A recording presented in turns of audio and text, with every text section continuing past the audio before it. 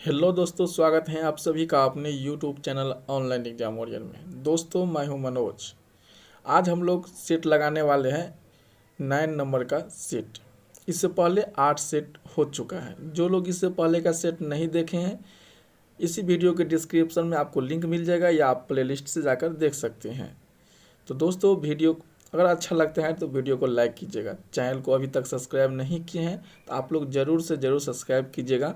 Subscribe करने में कोई पैसा नहीं लगता है। ज़रूर आप लोग प्लीज़ सब्सक्राइब कर लीजिएगा और कमेंट बॉक्स में जाकर कमेंट कीजिएगा, क्योंकि इसका 9 सेट हो चुका है, बस अब 6 सेट बचा है।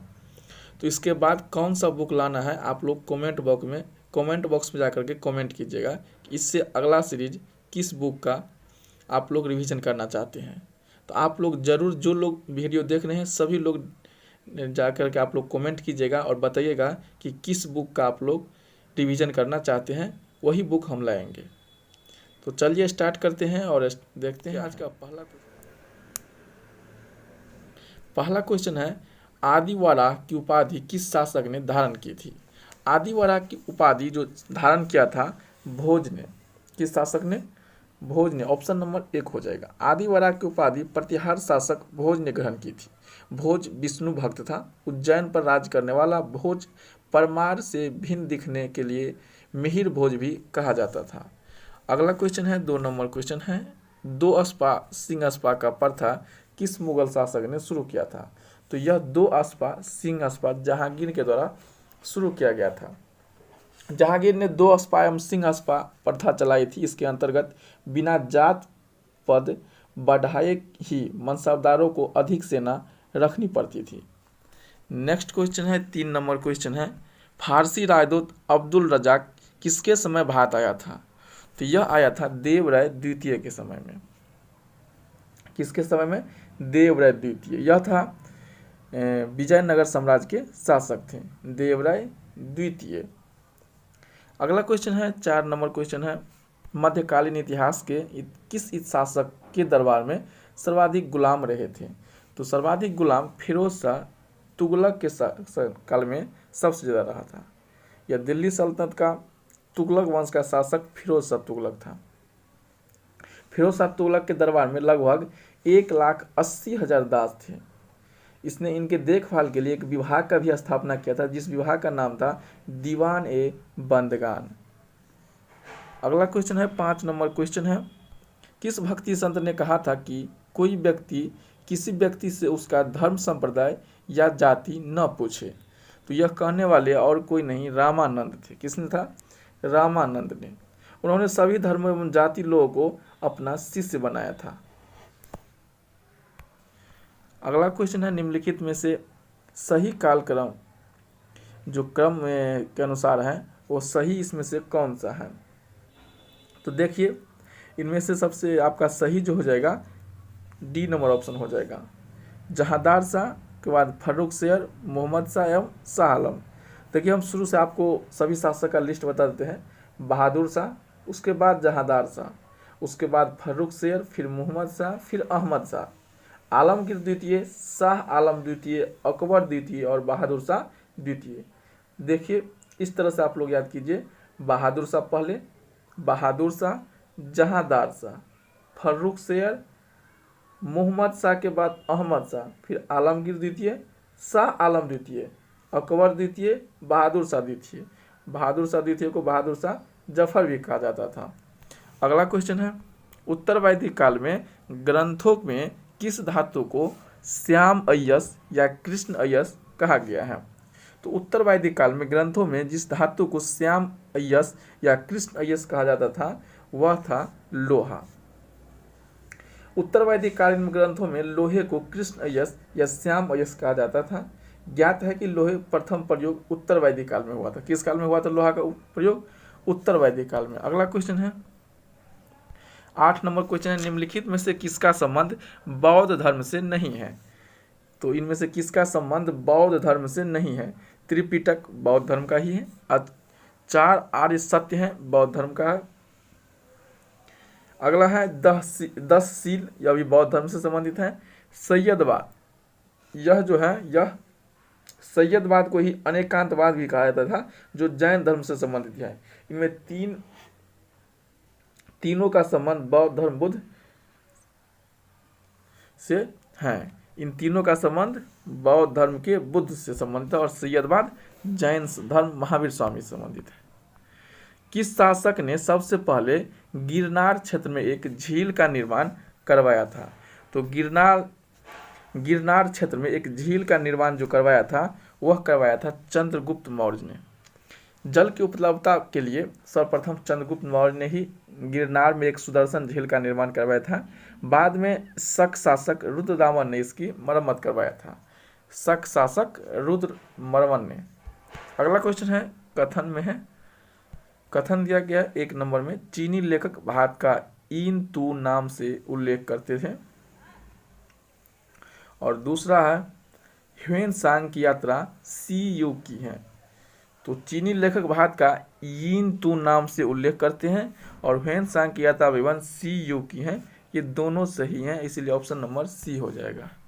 अगला क्वेश्चन है सिंधु घाटी सभ्यता जानी जाती है। तो यह सभ्यता जानी जाती है किसके लिए?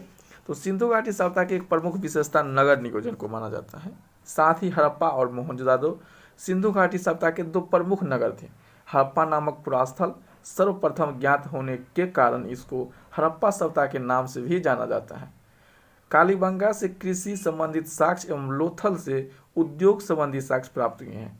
इस प्रकार सभी चारों कथन सत्य हैं। ऑप्शन ई राइट हो जाएगा। अगला क्वेश्चन है निम्न में से किस समिति ने केवल संसद के निचले सदन के सदस्य होते हैं? तो निम्न में से किस समिति में केवल संसद के निचले सदन का सदस्य होते हैं? तो देखिए इसमें आंसर हो जाएगा ऑप्शन नंबर बी, प्राक्कलन समिति। प्राक्कलन समिति के सभी सदस्य निचले सदन यानी लोकसभा के होते हैं। प्राक्कलन समिति में सदस्य कितने होते हैं? तो यह 30 सदस्य होते हैं। कितने सदस्य होते हैं? 30 सदस्य होते हैं। लेकिन लोक लेखा समिति में 22 सदस्य होते हैं। इसमें 15 लोकसभा से और 7 राज्यसभा से होते हैं। जिसका और इस 30 का कार्यकाल जो होता है वो 1 वर्ष का होता है और कोई भी मंत्री इस समिति का सदस्य नहीं होता है। इसमें जो 30 सदस्य होता है इसका कोई भी एक मंत्री नहीं रहता है, बस केवल सदस्य रहता है। लोक लेखा समिति को आपको मतलब जो सदन का जो विरोधी दल होता है उस सदन से लगभग यही रहता है। लोक लेखा समिति विपक्षी दल का नेता रहता है। लोकसभा में अविश्वास प्रस्ताव प्रस्तुत करने के लिए कितने सांसदों को समर्थन होना आवश्यक है? तो लोकसभा में जो अविश्वास प्रस्ताव प्रस्तुत किया जाता है उसमें कितने सांसदों को समर्थन होना जरूरी रहता है? तो यह रहता है 50। किसको? 50 प्रस्तावक प्रस्तुत होना जरूरी होता है। संविधान के अनुच्छेद 75 में कहा गया है कि मंत्रिपरिषद लोकसभा के प्रति सामूहिक रूप से उत्तरदायी होगी। इसका अभिप्राय यह है कि मंत्रिपरिषद तभी तक है जब तक उसमें सदन बहुमत प्राप्त है। यदि कभी ऐसा विपक्ष को महसूस हो कि सरकार अल्पमत में है तो वह अविश्वास प्रस्ताव ला सकती है। इसके लिए 50 सदस्यों का समर्थन होना आवश्यक रहता है। अगला क्वेश्चन है 14 नंबर क्वेश्चन है। 14 नंबर क्वेश्चन है राष्ट्रपति द्वारा अध्यादेश लाए जाने की शक्ति के संबंध में निम्नलिखित में से कौन सा कथन सही नहीं है यानी कि गलत है? तो इसका उल्लेख संविधान के आर्टिकल 123 में है, सही है। अध्यादेश का प्रभाव शक्ति संसद द्वारा बनाए एवं कानून की तरह होती है, सही है। राष्ट्रपति अध्यादेश कभी भी जारी कर सकता है और कभी भी वापस ले सकता है, ये गलत है। यह अध्यादेश पूर्ववर्ती होता है, सही है। तो आपका आंसर हो जाएगा ऑप्शन नंबर सी, ये गलत है। संविधान के अनुच्छेद 123 के तहत राष्ट्रपति को संसद के सत्रावसान की अवधि के अध्यादेश जारी करने की शक्ति प्रदान की गई है। इन अध्यादेश का अभाव शक्ति और संसद द्वारा बनाए कानून की तरह होती है। यह एक विधेयक की भांति अध्यादेश की पूर्ववर्ती हो सकता है, अर्थात इसके पिछले तिथि से प्रभावित किया जा सकता है। राष्ट्रपति अध्यादेश तभी जारी करता है जब संसद के दोनों अथवा दोनों में से किसी एक सदन का सत्र न चल रहा हो। जब संसद के दोनों सदनों का सत्र चल रहा हो उस समय जारी किया गया अध्यादेश अमान्य होता है। अगला क्वेश्चन है 15 नंबर क्वेश्चन है निम्नलिखित मगध राज्यों को क्रम के अनुसार व्यवस्था कीजिए। तो क्रम के अनुसार आपको व्यवस्था करना है। देखिए जितने भी प्राचीन इतिहास में वंश आए थे उनका सभी का एक ट्रिक, बहुत ही अच्छा ट्रिक है, हसीन मशूक सा। इससे आपको बहुत सारे क्वेश्चन कन्फ्यूजन दूर हो जाएगा। हसीन मशूक सा। ह से कहिएगा हर्यक वंश, सी से शिशुनाग वंश, न से नंद वंश, म से मौर्य वंश, सु से शुंग वंश, क से कन वंश और सा से सातवाहन वंश। तो देख लीजिए, ह से हसीन, हसीन मशूक सा, ह से हर्यक, सी से शिशुनाग, न से नंद, म से मौर्य, स से शुंग वंश, क से कन वंश और सा से सातवाहन वंश। इसमें बहुत सारे क्वेश्चन पूछ जाता है कि शुंग वंश जो है वह किस दो वंशों के बीच का वंश आया था। तो इस तरह से आपको किसी भी तरह का क्वेश्चन अगर पूछ लिया जाता है तो आपको बन जाएगा। इसी ट्रिक से यह भी क्वेश्चन आपको बन जाएगा। निम्नलिखित राजवंशों में से क्रम व्यवस्थित कीजिए। तो नंद वंश है हसीन यानी हर्यक वंश, तो हसीन मशूक सा। तो आपका देखिए पहले हो जाएगा हर्यक वंश, उसके बाद होगा नंद वंश, उसके बाद हो जाएगा आपका मौर्य वंश, उसके बाद शुंग वंश। तो आपका ऑप्शन नंबर सी राइट हो जाएगा। इब्बन बतूता भारत में किसके शासनकाल में आया था? इब्बन बतूता भारत में किसके शासनकाल में आया था? यह इब्बन बतूता एक मोरको निवासी था जो 1333 ईस्वी में लगभग भारत आया था, जो मोहम्मद बिन तुगलक का शासनकाल था। उस समय दिल्ली वंश का तुगलक वंश के शासक मोहम्मद बिन तुगलक, जिसे पागल या रक्त पिपासु बादशाह के नाम से भी जाना था, मोहम्मद बिन तुगलक को हाफ नाम MBT के नाम से जान सकते हैं, MBT मोहम्मद बिन तुगलक।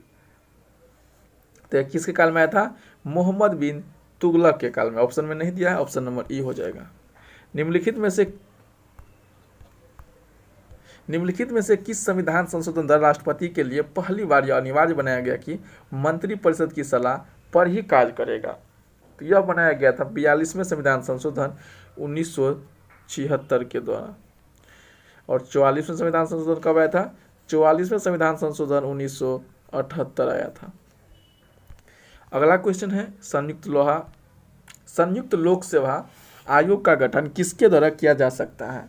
तो संयुक्त लोक सेवा आयोग का गठन संसद में अधिनियम बना करके किया जाता है। ऑप्शन नंबर डी हो जाएगा।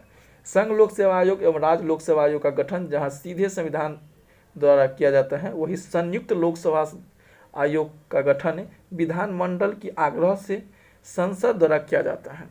तो ऑप्शन नंबर डी इसका राइट हो जाएगा। अगला क्वेश्चन है, यदि किसी अवर न्यायपालिका ने किसी विषय पर अपना निर्णय दे दिया हो तो उच्चतर न्यायपालिका किस रीट को जारी कर निर्णय को रद्द कर सकती है और मामले अपने पास मांग सकती है? तो यह मांग सकती है उत्प्रेषण। किसके द्वारा? उत्प्रेषण। देखिए उत्प्रेषण के तहत उच्चतर न्यायालय किसी भी विषय पर अवर न्यायपालिका द्वारा दिए गए निर्णय को रद्द कर सकती हैं और मुकदमा अपने पास ला सकती हैं। तो उत्प्रेषण। अगला क्वेश्चन हो जाएगा 20 नंबर क्वेश्चन, निम्नलिखित में से युग्म गलत है। तो इनमें से कौन गलत है? तो देख लीजिए, आपका हो जाएगा राज्यसभा की संरचना, यह आर्टिकल 80 में होगा। राज्यसभा की संरचना। लोकसभा की संरचना 79 में होगा। लोकसभा राज्यसभा के बाद लोकसभा 81 में होगा, चला जाएगा। 79 में संसद की संरचना है, 80 में राज्यसभा, 81 में लोकसभा। और महान्यायवादी का आपका है 76 सही है। और उपराष्ट्रपति का राज्यसभा का सभापति के रूप में 64, ये दोनों सही हैं, यानी ये दोनों गलत हैं। तो आपका हो जाएगा ऑप्शन नंबर ई। राज्यसभा 80, लोकसभा 81 और संसद की संरचना 79। अगला क्वेश्चन है, अखिल भारतीय सेवा के सदस्यों की सेवा शर्तों का निर्धारण कौन करता है? तो यह करता है संसद, राष्ट्रपति, संविधान और राज्यसभा सभी मिलकर के तो इसमें से इसका आंसर जो आपका हो जाएगा ऑप्शन नंबर ए हो जाएगा। अखिल भारतीय सेवा सदस्यों के शर्तों का निर्धारण कौन करता है? तो यह संसद के द्वारा करते हैं। ऑप्शन नंबर ए इसका राइट हो जाएगा। 22 नंबर क्वेश्चन है, भारत में राष्ट्रपति निर्वाचन की पद्धति को किस देश के संविधान से लिया गया है? तो राष्ट्रपति का निर्वाचन यह लिया गया है आयरलैंड के संविधान से। अगला क्वेश्चन है, निम्न में से किस आधार पर भारतीय नागरिकता प्राप्त नहीं किया जा सकता है? तो यह नहीं किया जा सकता है राष्ट्रीयकरण के आधार पर। वंश के आधार पर आप ले सकते हैं, और पंजीकरण के आधार पर ले सकते हैं, या देशीकरण के आधार पर भी ले सकते हैं, लेकिन राष्ट्रीयकरण के आधार पर आप नहीं ले सकते हैं। देखिए, भारत में जो नागरिकता हो 5 प्रकार से लिए जा सकते हैं, जैसे जन्म आधार पर, जन्म के आधार पर, वंश के आधार पर, पंजीकरण के आधार पर, और देशीकरण के, और किसी क्षेत्र में भारतीय भूभाग में सम्मिलित हो जाने पर। इन 5 तरह से आप आधार पर ले सकते हैं। अगला 24 नंबर क्वेश्चन है, राज्यों के गठन की दृष्टि से निम्न में से कौन सा सही है? तो गुजरात का गठन 1960 में ठीक है, 1960 में गुजरात का गठन हुआ है। पंजाब का 66 में हुआ है, नागालैंड का 63 में हुआ है, और सिक्किम का 75 में हुआ है। सिक्किम का जो है 36वां संविधान संशोधन 1975 के दौरान बना था। गुजरात 60, पंजाब 66, नागालैंड 63 और सिक्किम 75। तो ऑप्शन नंबर ई हो जाएगा राइट आंसर। अगला क्वेश्चन है, उच्चतम न्यायालय में निम्नलिखित में से किस वाद में समान सिविल संहिता को लागू करने का निर्देश दिया गया था? तो यह निर्देश दिया गया था देखिए इसके बारे में है, उच्चतम न्यायालय ने शाहबानो केस 1986 में समान सिविल संहिता को लागू करने का निर्देश दिया था, परंतु राजीव गांधी की सरकार अल्पसंख्यकों के दबाव में इसे लागू न कर सकी। आगे चलकर उच्चतम न्यायालय ने सरला मुद्रल बनाम भारत संघ 1995 तथा वर्ष 2005 में ईसाई पादरी की रिट पर सुनवाई में सरकार को समान सिविल संहिता लागू करने का निर्देश दिया गया, परंतु अभी तक सरकार इसे लागू नहीं कर पाई है। ऑप्शन नंबर ई राइट हो जाएगा। संविधान के किस अनुच्छेद के अंतर्गत संसद को यह अधिकार है कि वह नागरिक के अर्जन और संपत्ति तथा नागरिकता से संबंधित अन्य सभी विषयों पर विधि बना सकती है? तो यह बना सकती है आर्टिकल 11 के तहत। अनुच्छेद 11 में इस बात का उल्लेख किया गया है कि संसद नागरिकता से संबंधित विषय पर कानून बना सकती है। अगला क्वेश्चन है, एक परीक्षा में लड़कियों तथा लड़कों के उत्तीर्ण क्रमशः इतना है। मैथ रीजनिंग का सवाल अब आ गया है, तो इसका आंसर हम बता देते हैं। 27 का हो जाएगा बी, 28 का हो जाएगा सी,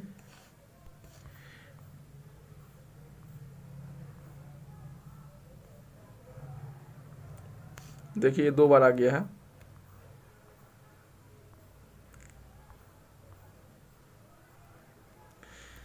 29 का हो जाएगा आपका बी, 30 का हो जाएगा बी, 31 का हो जाएगा बी, सवाल ये है 31 का बी, 32 का हो जाएगा आपका ए, 33 का हो जाएगा ए, 34 का हो जाएगा बी,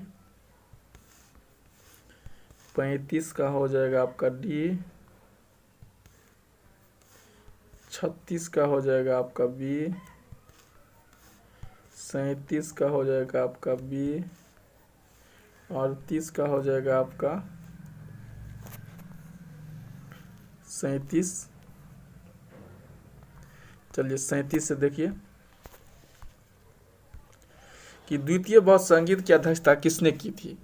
द्वितीय बौद्ध संगीत की अध्यक्षता सर्वकामी यानी सावाकामी ने। ऑप्शन नंबर बी इसका राइट हो जाएगा। द्वितीय बौद्ध संगीत वैशाली में 383 ईस्वी पूर्व में हुआ था, जिसका कालाशोक के शासनकाल में हुआ था यह, जिसकी अध्यक्षता सर्वकाम या सावक मीर ने किया था।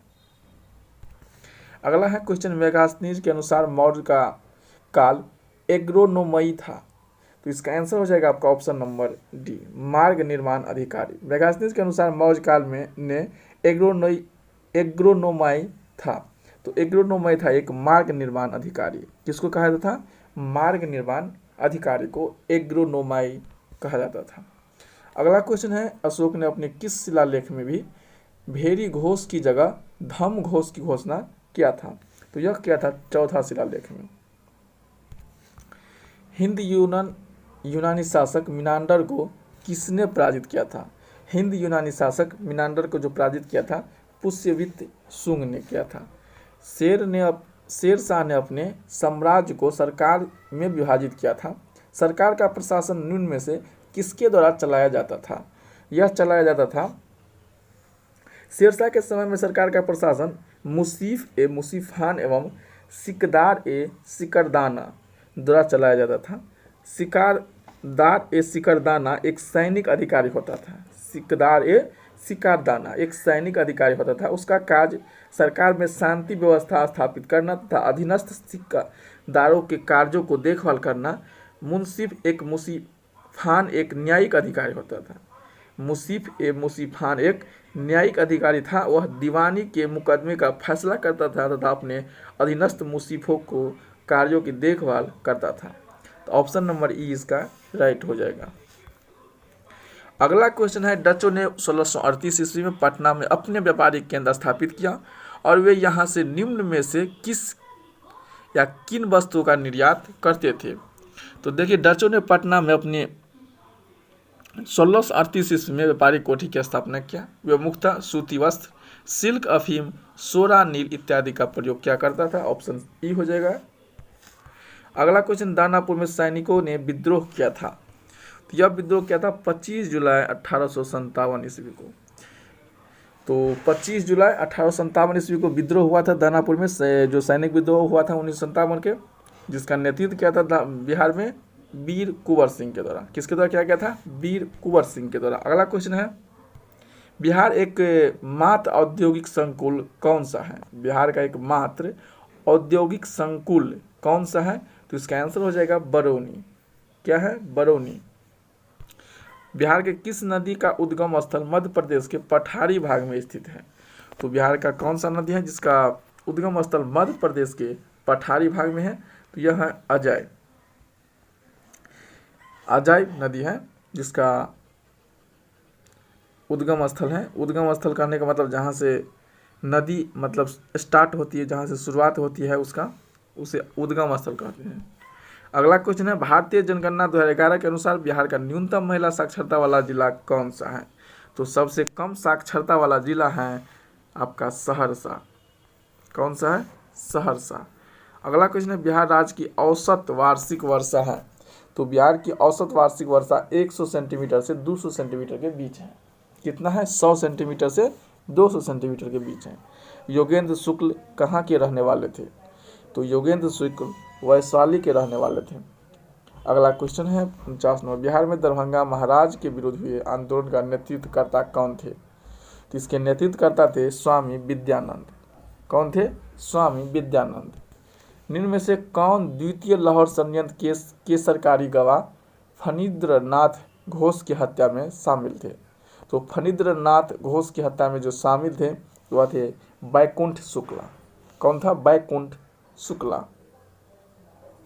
यह जो हुआ था, यह बेतिया में 9 नवंबर 1932 को हत्या कर दिया गया था इसको, और यह बिहार के मुजफ्फरपुर जिले के जलाल गांव के निवासी थे। कहाँ के थे? जलाल गांव के। हरे पादपों में क्लोरोफिल के बनने के लिए निम्न में से कौन सा तत्व अनिवार्य रहता है? तो हरे पादपों में क्लोरोफिल के बनने के लिए मैग्नीशियम Mg तो अनिवार्य तत्व होता है। तो जिसमें आपका ऑप्शन नहीं दिया है, मैग्नीज है, मैग्नीशियम नहीं है। ऑप्शन ई हो जाएगा। अगला क्वेश्चन है, डीएनए में कौन सा शर्करा पाई जाती है? तो डीएनए में जो शर्करा पाई जाती है वह पाया जाता है डीऑक्सीराइबोन्यूक्लिक। ऑप्शन नंबर सी हो जाएगा। निम्नलिखित में से कौन सा ठोस है? तो इसका हो जाएगा आपका ऑप्शन नंबर ए आयोडोफॉर्म। क्या हो जाएगा? आयोडोफॉर्म। ऑप्शन नंबर ए एक ठोस है।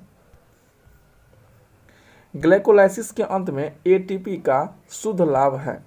तो यह शुद्ध लाभ है 2। कितने लाभ है? 2। यद्यपि 4 एटीपी अणु दूसरे चरण में उत्पादित होते हैं और ग्लाइकोलाइसिस का शुद्ध लाभ केवल 2 एटीपी होता है, क्योंकि ग्लाइकोलाइसिस के पहले चरण में 2 एटीपी और अणुओं का प्रयोग किया जाता है। अगला क्वेश्चन है, रेटिना की रॉड कोशिका में मौजूद प्रकाश संश्लेषण का वर्णक कौन होता है? तो यह होता है रोडोप्सिन। कौन होता है? रोडोप्सिन। तो देखिए रेटिना में रॉड दो प्रकार का होता है, एक रॉड होता है और एक शंकु होता है। रॉड जो आपको प्रकाश की तीव्रता के लिए काम करता है, जबकि शंकु आपको रंग के पहचान के लिए काम करता है। कौन? शंकु। रेटिना में दो प्रकार का होता है, रॉड एवं शंकु। रॉड रॉ यानी कि तीव्रता, प्रकाश की तीव्रता के लिए रॉड, और शंकु जो होता है वो आपको काम करता है रंग के लिए। अगला क्वेश्चन है, प्रोथ्रोम्बिन जो एक रक्त संकलन की प्रक्रिया का आवश्यक घटक है का निर्माण होता है कहाँ पर? तो इसका निर्माण होता है यकृत यानी लीवर में। अगला क्वेश्चन है, पेप्सिन किस माध्यम से कार्य कर सकते हैं? तो पेप्सिन ये एक गैस्ट्रिक एंजाइम है जो केवल 1.5 से 2.5 pH रेंज के अम्लीय माध्यम में कार्य करता है। तो यह किस माध्यम में कार्य करता है? अम्लीय माध्यम में। पेप्सिन अम्लीय माध्यम में, एसिडिक। अगला क्वेश्चन है, एक आनुवांशिक बीमारी जिसके परिणाम स्वरूप रक्त जमने की दिक्कत होती है, तो यह कौन सा होता है? यह होता है हीमोफीलिया। क्या होता है? हीमोफीलिया। निम्नलिखित में से कौन सा एक नाइट्रोजन उर्वरक नहीं है? तो नाइट्रोजन उर्वरक नहीं है सुपर फॉस्फेट ऑफ लाइम। क्या है? Super phosphate of lime. Blind spot किसके कारण होता है?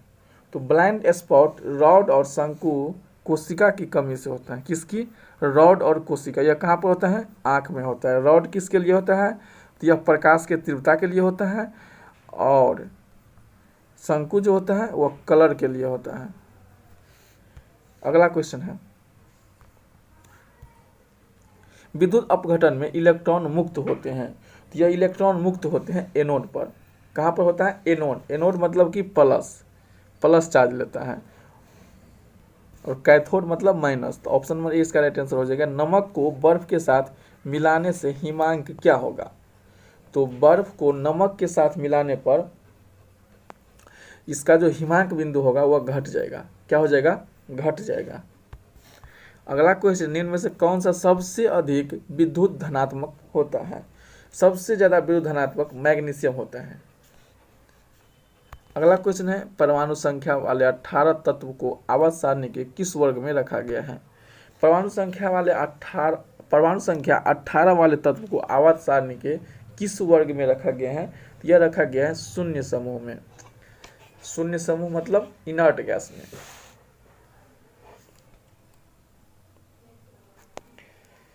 अगला क्वेश्चन है, पॉजिट्रॉन एक ऐसा कण है जिस पर क्या होता है? तो जिस पर इकाई धन आवेश होता है। क्या होता है? इकाई धन आवेश होता है। ऑप्शन नंबर डी हो जाएगा।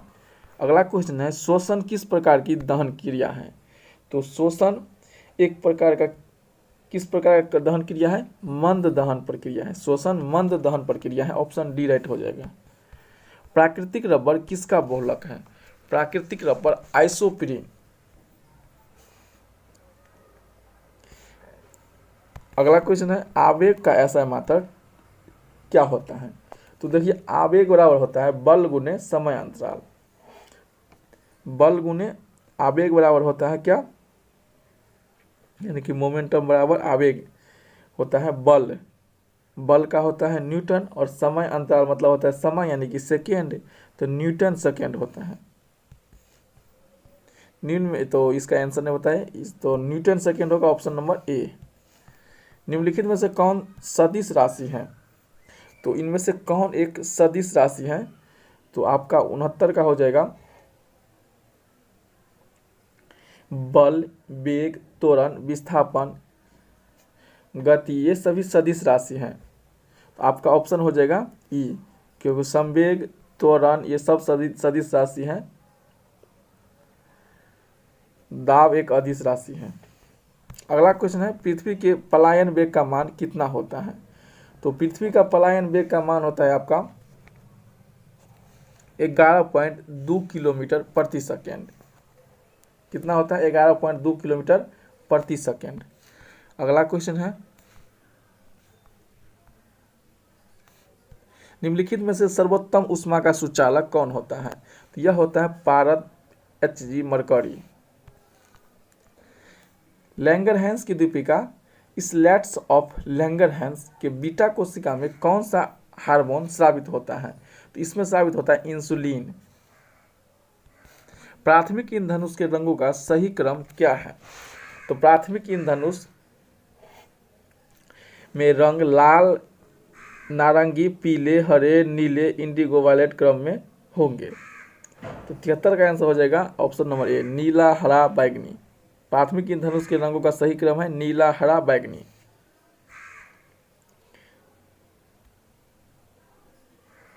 अगला क्वेश्चन है 19वां एशियाई खेल के संबंध में कथन पर विचार कीजिए। इसका आयोजन 2022 में होगा, सही भाई, या चीन में किया जाएगा। इसके चीन के राष्ट्रीय पक्षी शुभंकर किया गया है, ये गलत है, केवल एक सही है, ऑप्शन नंबर ए। 75 नंबर, कोविड-19 संक्रमित व्यक्ति की सूचना प्रदान करने वाला ऐप आरोग्य सेतु ऐप किस मंत्रालय द्वारा स्टार्ट किया गया था? तो यह किस मंत्रालय के द्वारा किया गया था? इलेक्ट्रॉनिक्स एवं सूचना प्रौद्योगिकी मंत्रालय। किसके द्वारा? इलेक्ट्रॉनिक्स एवं सूचना प्रौद्योगिकी मंत्रालय के द्वारा। अगला क्वेश्चन है 76 नंबर क्वेश्चन है 37वां राष्ट्रीय खेल 2021 का आयोजन कहाँ प्रस्तावित किया गया है? तो 37वां राष्ट्रीय खेल का प्रस्तावक जो 21 में होगा यह किया गया है छत्तीसगढ़ में। देखिए 37वां राष्ट्रीय खेल 21 में आयोजन हुआ छत्तीसगढ़ में। 38वां जो होगा राष्ट्रीय खेल 22 में होगा उत्तराखंड में। 38वां कहाँ होगा? उत्तराखंड में राष्ट्रीय खेल। और 39वां राष्ट्रीय खेल होगा 23 में, वह होगा मेघालय में। तो 23 में होगा, 2023 में होगा मेघालय में 39वां। ये तीनों आप लोग जरूर याद कीजिएगा। और इस 36वां कहाँ हुआ था? तो 36वां हुआ था गोवा में 2020 में। इस बार जो हुआ 2020 में गोवा में हुआ 36वां। 37वां छत्तीसगढ़ में होगा, 38वां उत्तराखंड में होगा और मेघालय में 39वां होगा 23 में जाकर के। प्रधानमंत्री उज्ज्वल योजना के तहत 100% LPG कवरेज करने वाला भारत का पहला राज्य कौन बन गया है? तो यह बन गया है हिमाचल प्रदेश। कौन बन गया है? हिमाचल प्रदेश। तो प्रधानमंत्री उज्ज्वल योजना के तहत 100% LPG कवरेज प्राप्त करने वाला भारत का पहला राज्य हिमाचल प्रदेश बन गया है। इस योजना की शुरुआत 2016 में उत्तर प्रदेश में की गई थी। कहाँ पर किया गया था? 2016 में यूपी में किया गया था। अगला क्वेश्चन है किस देश की राजधानी को वर्ष 2020 के लिए विश्व पुस्तक राजधानी घोषित किया गया है? तो यह किया गया है मलेशिया को। किसको? मलेशिया को। यूनेस्को द्वारा यह किया जाता है। मलेशिया की राजधानी कुआलालंपुर को विश्व पुस्तक राजधानी 2020 घोषित किया गया है। अगला क्वेश्चन है 79 नंबर क्वेश्चन है मिलन 2020 का आयोजन भारतीय नौसेना द्वारा कहाँ किया गया? तो यह किया गया विशाखापट्टनम, आंध्र प्रदेश की राजधानी विशाखापट्टनम में। 46वां G7 शिखर सम्मेलन का प्रस्तावित कहाँ है?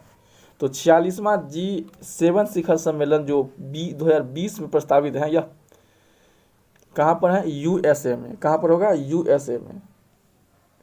इससे पहले 45वां जो हुआ था वह हुआ था फ्रांस में। फ्रांस के बियारित्ज में हुआ था, जो अगस्त 2019 में हुआ था। अगला क्वेश्चन है भारत के पहले निजी अंतरिक्ष संग्रहालय का निर्माण कहाँ किया जा रहा है? तो पहले निजी अंतरिक्ष संग्रहालय का निर्माण किया जा रहा है, वह किया जा रहा है तेलंगाना में। कहाँ किया जा रहा है? तेलंगाना में किया जा रहा है।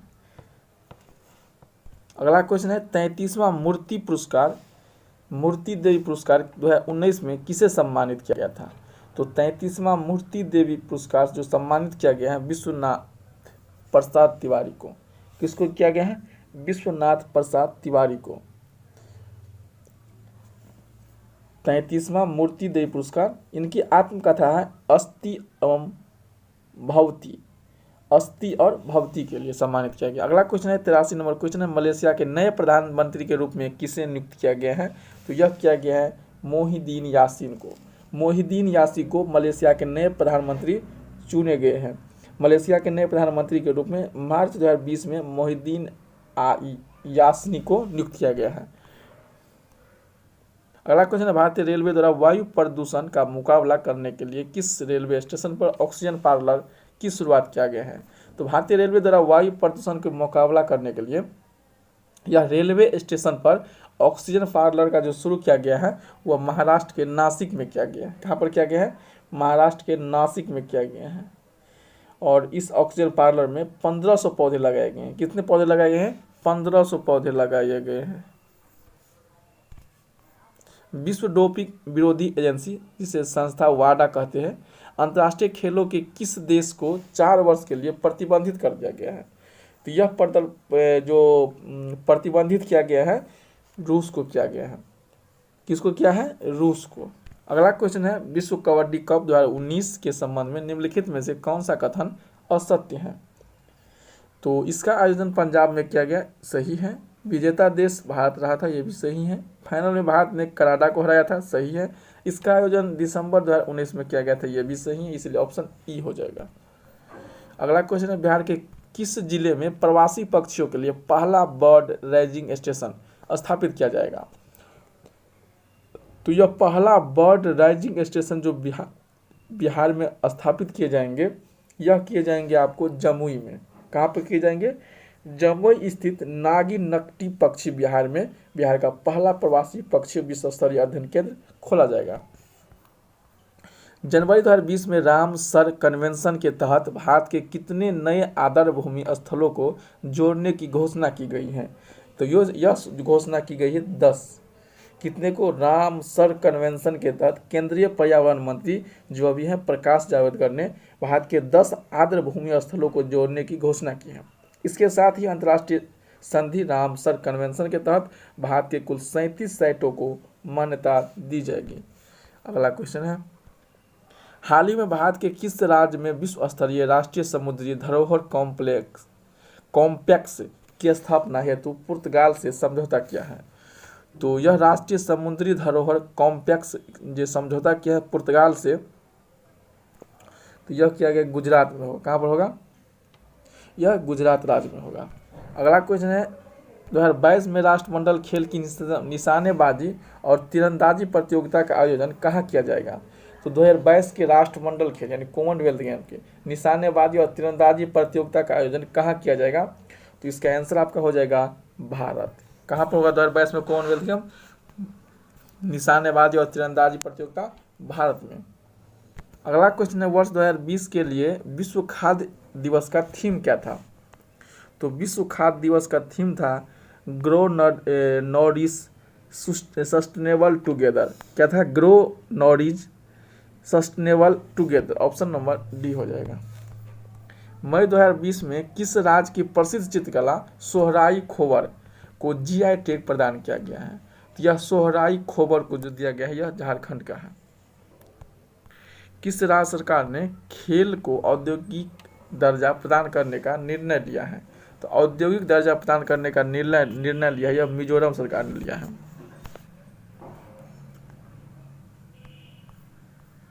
नसीम अल बहर नौसेना अभ्यास भारत ने किस देश के साथ संपन्न किया है? यह संपन्न किया है ओमान के साथ। किसके साथ किया गया है? ओमान के साथ। यह हुआ था कहाँ पर? तो यह हुआ था गोवा में। अगला क्वेश्चन है, संयुक्त राष्ट्र महासभा ने वर्ष 2020 को किस वर्ष के रूप में घोषित किया है?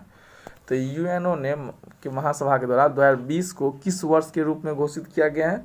तो यह किया गया पौधों की देखभाल के लिए एक अंतर्राष्ट्रीय वर्ष। किसके लिए? पौधों की देखभाल के लिए।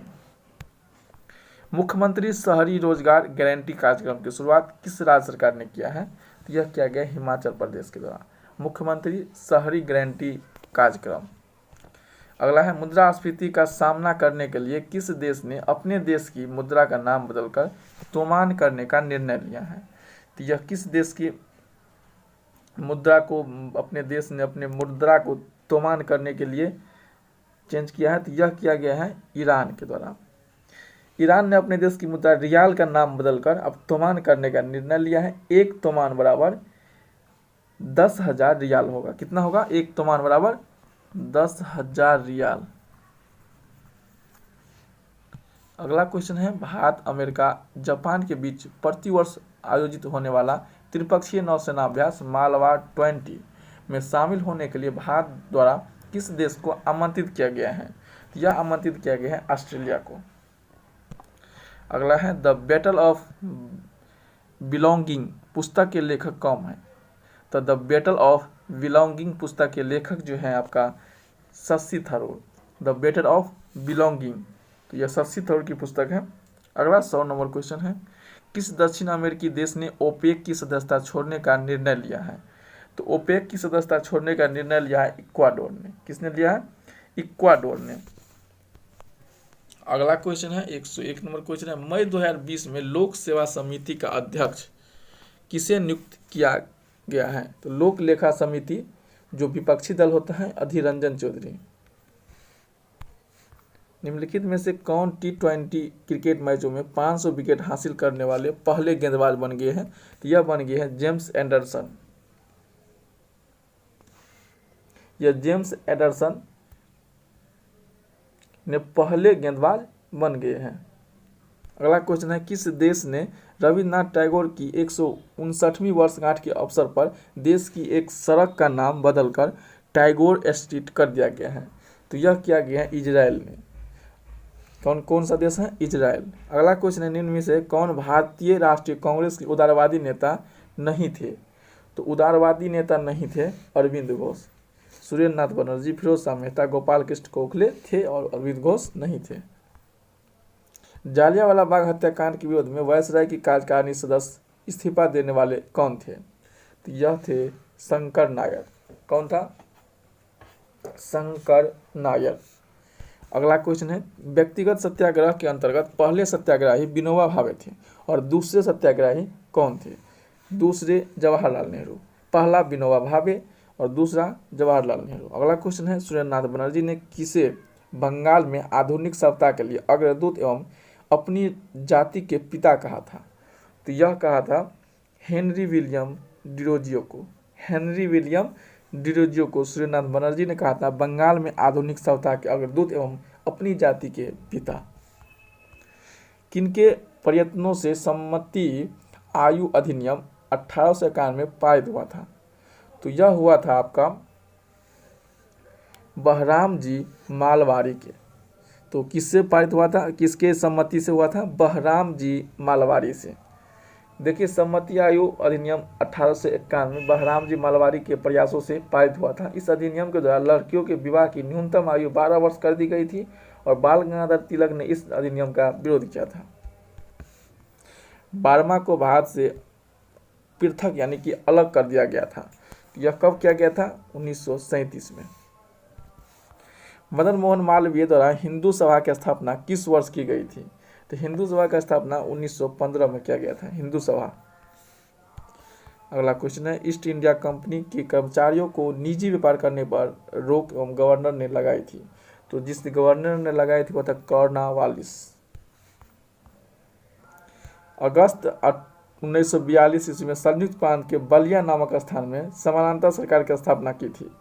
तो इसका समानांतर जो सरकार की स्थापना किया था चित्तू पांडे ने। किसने किया था? चित्तू पांडे ने। अगला है, किसने कांग्रेस से अलग होकर पृथक कांग्रेसवादी राष्ट्रीय दल का गठन किया था? तो यह किया था मदन मोहन मालवीय ने। तो कांग्रेस से अलग होकर के कांग्रेस राष्ट्रवादी दल का गठन किया था मदन मोहन मालवीय ने। यदि संघर्ष का मेरा प्रस्ताव स्वीकार नहीं किया जाता तो मैं देश की बालू से ही कांग्रेस से बड़ा आंदोलन खड़ा कर दूंगा। गांधी जी का उपरोक्त कथन किस आंदोलन से संबंधित था? तो यह संबंधित था भारत छोड़ो आंदोलन।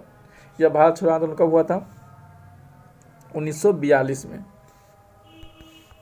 कांग्रेस की अखंडता में वृद्धि करने हेतु 1912 बांकीपुर की सभा में डेलीगेट शुल्क घटाकर कितना किया गया था? तो यह कर दिया गया था 5 रुपये से घटाकर 1 रुपये। कितना कर दिया गया था? 5 रुपये से घटाकर 1 रुपया। डेविड हेयर और अलेक्जेंडर डफ के साथ मिलकर निम्नलिखित में से किसने कलकत्ता में हिंदू कॉलेज की स्थापना किया था? तो यह क्या था? राजा राम मोहन राय के द्वारा। किसके द्वारा? राजा राम मोहन राय के द्वारा 1817 ईस्वी में कलकत्ता में हिंदू कॉलेज की स्थापना। निम्न में से किसकी खेती का प्रचलन पुर्तगालियों द्वारा भारत में शुरू किया गया था? तो किसके द्वारा किया गया था? ये पुर्तगाली द्वारा अमेरिका में तंबाकू, आलू, मक्का भारत में लाई गई थी। अनार, पपीता, बादाम, काजू, मूंगफली, शकरकंद, काली मिर्च, लीची और संतरा पुर्तगालियों की ही देन है। विभिन्न देशों के प्राप्त किया जाता था। ऑप्शन ई हो जाएगा राइट आंसर। अगला क्वेश्चन है, बंगाल के किस नवाब ने अपनी राजधानी मुर्शिदाबाद से मुंगेर को हस्तांतरित किया था? तो यह क्या था आपका बंगाल के नवाब मीर कासिम ने। किसने किया था? मीर कासिम ने, जो ऑप्शन में नहीं दिया गया है, ऑप्शन ई हो जाएगा। लॉर्ड डलहौजी की हड़प नीति का पहला शिकार कौन था? तो यह पहला शिकार था सतारा। कौन था पहला शिकार? सतारा। निम्नलिखित में से कौन सा कथन रैयतवाड़ी बंदोबस्त की व्यवस्था से विषय में सही नहीं है? तो यह कौन सही? रैयतवाड़ी बंदोबस्त व्यवस्था के अंतर्गत प्रत्येक पूंजीकृत रैयत को भूस्वामी मान लिया गया था। रैयत प्रत्यक्ष रूप से सरकार को भू राजस्व भुगतान करने के लिए उत्तरदायी थे एवं उन्हें अपनी जमीन का खरीद बिक्री पर भी अधिकार था। अत्यधिक भू राजस्व के कारण किसान महाजनों के चुंगल में फंस गए थे। इस तरह महाजनी प्रथा का अत्यधिक किसान पर व्यवस्था हुआ था। ऑप्शन नंबर ई हो जाएगा राइट आंसर। यह सबता और बर्बरता का संघर्ष था। 1857 के विद्रोह के बारे में यह किस इतिहासकार का मत था? यानी कि किस इतिहासकार ने यह कहा था कि यह बर्बरता एवं संघर्ष था? इसका आंसर हो जाएगा टी.आर. होम्स ने कहा था। अगला क्वेश्चन है,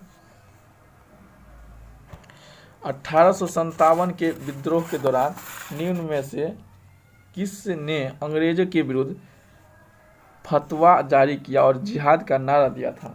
तो यह नारा दिया था मौलवी अहमदुल्ला ने। अगला क्वेश्चन है, दिल्ली में स्वदेशी आंदोलन किसने लोकप्रिय बनाया था? तो यह लोकप्रिय बनाया गया था सैयद हैदर रजा के द्वारा। अगला क्वेश्चन है, कांग्रेस ने उस अधिवेशन की अध्यक्षता किसने की थी जिसमें कांग्रेस ने स्वराज को अपना मुख्य लक्ष्य घोषित किया था? तो यह किया गया था दादा भाई नौरोजी। ऑप्शन नंबर सी। निम्नलिखित में से कौन सा शहर किसी देश की राजधानी नहीं है? तो न्यूयॉर्क अमेरिका की एक शहर है और अमेरिका की राजधानी वाशिंगटन डीसी है। न्यूजीलैंड की वेलिंगटन, ब्राजील की ब्रासिलिया और ऑस्ट्रेलिया की कैनबरा है। बहुत सारे हैं। ऑप्शन नंबर ई हो जाएगा। किस स्थान पर समय ग्रीनविच से 3 घंटा पीछे है यह स्थिति होगा? तो 3 घंटा पीछे है तो यह स्थिति क्या हो जाएगा आपका 26 का? ऑप्शन नंबर सी 45 डिग्री पश्चिमी देशांतर। क्या हो जाएगा? 45 डिग्री पश्चिमी देशांतर, क्योंकि 1 घंटा में 15 मिनट का पीछा होता है। 3 घंटा 45 मिनट और पीछे है तो पश्चिम। अगला क्वेश्चन है, निम्नलिखित में से कौन सा नदी पश्चिम की दिशा में बहती हुई अरब सागर में एवं खंभात की खाड़ी में गिर जाती है? तो इसका आंसर क्या हो जाएगा आपका 1, 2 एवं 3, साबरमती, पेरियार और नर्मदा। Option number B. अगला क्वेश्चन है, निम्नलिखित में से किस पर्वत में बहिर्वेधी ज्वालामुखी नहीं पाए जाते हैं? तो इसका आंसर हो जाएगा ऑप्शन नंबर डी हिमालय। अगला क्वेश्चन है, सिग्नल इंटेलिजेंस में संयुक्त सहयोग के रूप सिग्नल इंटेलिजेंस में संयुक्त सहयोग के लिए कार्यरत 5 आइज खुफिया गठबंधन में हाल ही किस देश में को शामिल किया गया है? तो सिग्नल इंटेलिजेंस में संयुक्त सहयोग के लिए कार्यरत 5 आइज खुफिया गठबंधन में हाल ही में किस देश को शामिल किया गया है? तो यह किया गया है आपका ऑप्शन नंबर ई। चैलेंज गर्त किस महासागर का सबसे गहरा स्थान है? तो यह है आपका प्रशांत महासागर का। लोनार झील हाल के समय में चर्चा में है। इस झील का निर्माण कैसे हुआ था? इसका निर्माण हुआ था उल्का पिंड के गिरने से। कहाँ से? उल्का पिंड के गिरने से। अगला क्वेश्चन है, कोसी और मेची नदी को लिंक करने की सरकारी योजना है। मेची नदी बिहार के किस जिले में प्रभावित होती है? तो यह मेची नदी आपको जो प्रभावित होती है किशनगंज जिले में। निम्न में से कौन नकदी फसल में सम्मिलित नहीं है? तो नकदी फसल में सम्मिलित नहीं है गेहूं। क्षेत्रफल के अनुसार निम्नलिखित जिलों में सही क्रम को अवरोही क्रम में सजाना है। इसका हो जाएगा आपका ऑप्शन नंबर सी। पश्चिम चंपारण, गया, पूर्वी चंपारण और उसके बाद रोहतास। अगला क्वेश्चन है, निम्न में से कौन सी राज्य की अंतर्राष्ट्रीय सीमा 1 से अधिक देशों को स्पर्श करती है? तो 135 का हो जाएगा ऑप्शन नंबर डी मिजोरम। अंतर्राष्ट्रीय तिथि रेखा गुजरती हैं, तो अंतर्राष्ट्रीय तिथि रेखा कहाँ से गुजरती हैं, तो 136 का हो जाएगा ऑप्शन नंबर ई।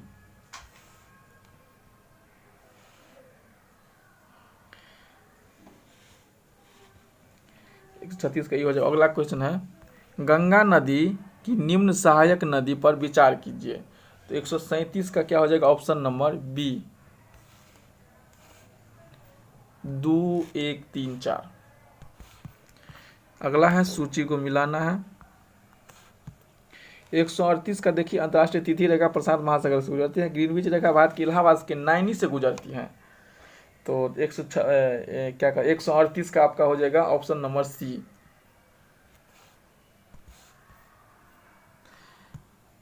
ब्लू फ्लैग प्रमाणीकरण संबंधित है, तो 139 का ऑप्शन नंबर बी। 140 का हो जाएगा आपका राजकोषीय घाटा की नई परिभाषा का सुझाव दिया था, तो यह किसके द्वारा दिया गया था, चलैया समिति के द्वारा। अगला क्वेश्चन है, 1867 से 68 में दादा भाई नौरोजी ने भारत में प्रति व्यक्ति आय का आकलन किया था, तो 141 का हो जाएगा ऑप्शन नंबर ए। कौन सी संस्था व्यापार सुगमता सूचकांक रिपोर्ट का प्रकाशन करती है, तो यह करता है विश्व bank, world bank. Delhi Mumbai औद्योगिक गलियारा परियोजना किस देश के सहयोग से शुरू किया गया था, तो यह शुरू किया गया था जापान के सहयोग से। दिल्ली मुंबई गलियारा जापान के सहयोग से। तो 144 का आंसर हो जाएगा ऑप्शन नंबर डी। 45 का स्टार्टअप इंडिया कार्यक्रम शुरू जो किया गया था, 145 का ऑप्शन नंबर सी, 2016। 46 में है, निम्न में से कौन सा समाजवादी अर्थव्यवस्था की विशेषता नहीं है, तो समाजवादी अर्थव्यवस्था की विशेषता नहीं है आर्थिक नियोजन। निम्न में से कौन किसी देश में आर्थिक समृद्धि का अनिवार्य शर्त है, तो 147 का हो जाएगा ऑप्शन नंबर डी, पूंजी निर्माण। अगला क्वेश्चन है मुद्रास्फीति में, तो 148 का कीमतों में समान स्तर और वृद्धि होती है, सही है। मुद्रा मूल्य या क्रय शक्ति में कमी आती है, सही है। दोनों सही है, ऑप्शन नंबर बी हो जाएगा। 49 है, निम्न में से किसके अंतर्गत बैंक को अपनी जोखिम भारतीय परिसंपत्ति तथा अपनी पूंजी के बीच एक निश्चित अनुपात बनाकर रखना होता है, यह होता है ऑप्शन नंबर डी, पूंजीवादी पर्याप्त अनुपात। अगला क्वेश्चन है और लास्ट क्वेश्चन है, ब्रिक्स देशों द्वारा स्थापित शून्य डेवलपमेंट बैंक का मुख्यालय कहाँ है, तो न्यू डेवलपमेंट बैंक का मुख्यालय कहाँ है, तो इसका आंसर हो जाएगा ऑप्शन नंबर डी, शंघाई में। तो दोस्तों वीडियो कैसा लगा है कमेंट बॉक्स में जाकर कमेंट कीजिएगा। अगर आई होप आप लोग यहाँ तक देखे होंगे, अगर देखे हैं तो इसके बाद अब आप लोग किस बुक का रिवीजन करना चाहते हैं, क्योंकि आप लोग का एग्जाम बहुत जल्दी होने वाला है, तो आप लोगों का रिवीजन करना बहुत ही ज़रूरी है। तो किस बुक का रिवीजन करना चाहते हैं कमेंट बॉक्स में जाकर कमेंट कीजिएगा। Thank you.